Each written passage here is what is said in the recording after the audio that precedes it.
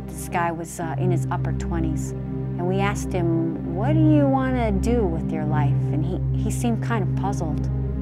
And he didn't understand. And finally he said, I want to grow old.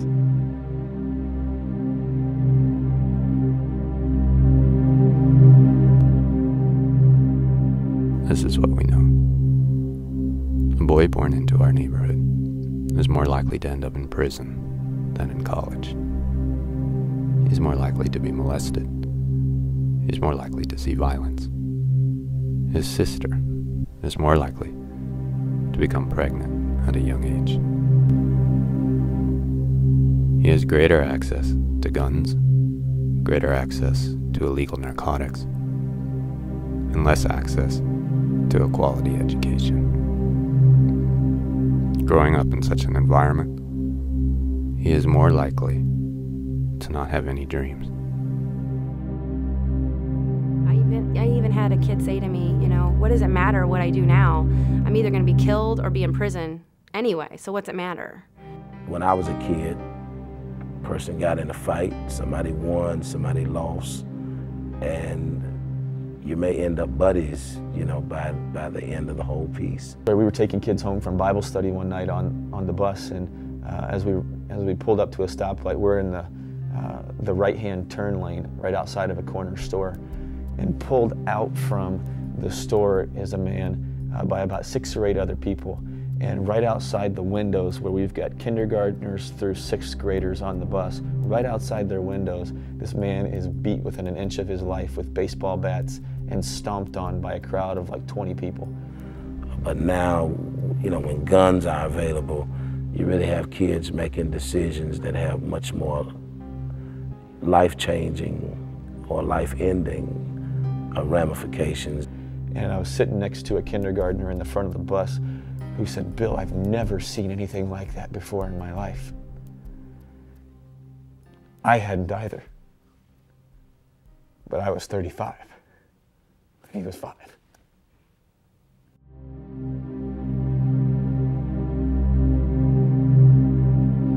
They were being bused to a school up north where the academics was very, very well.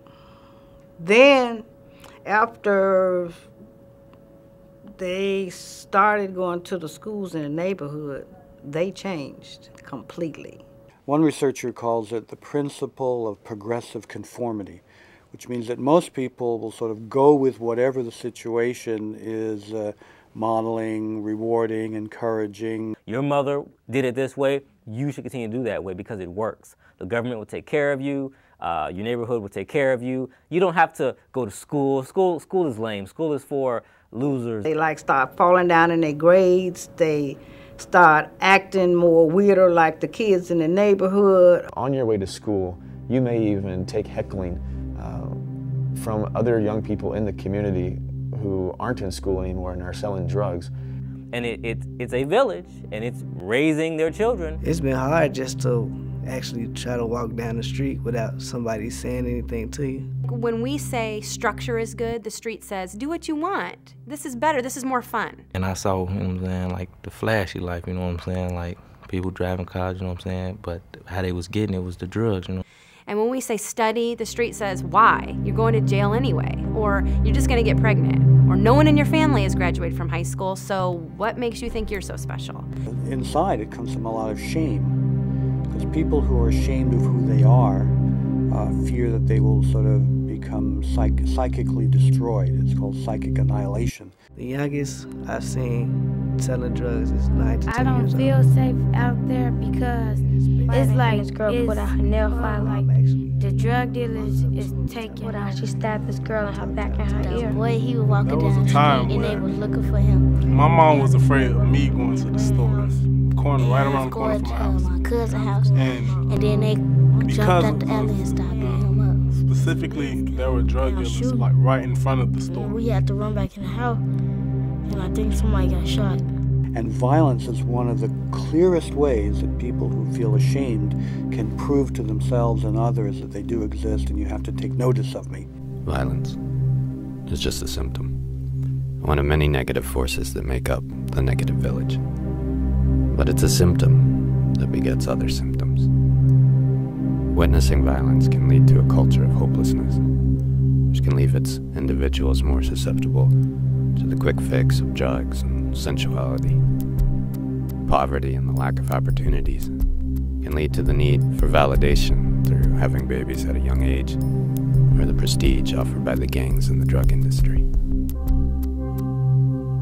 And so one symptom feeds the other, until what you have is a perfect storm of negative forces.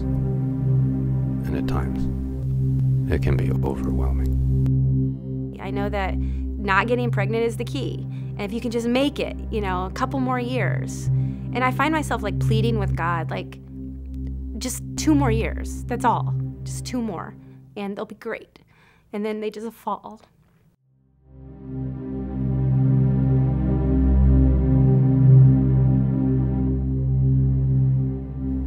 So what we didn't know when we moved in was that there were many people who were already here, being what the scripture calls salt and light. I think it's clear, number one, is read the scripture. I see Jesus preaching the kingdom. It's almost like there was another village that we hadn't seen before.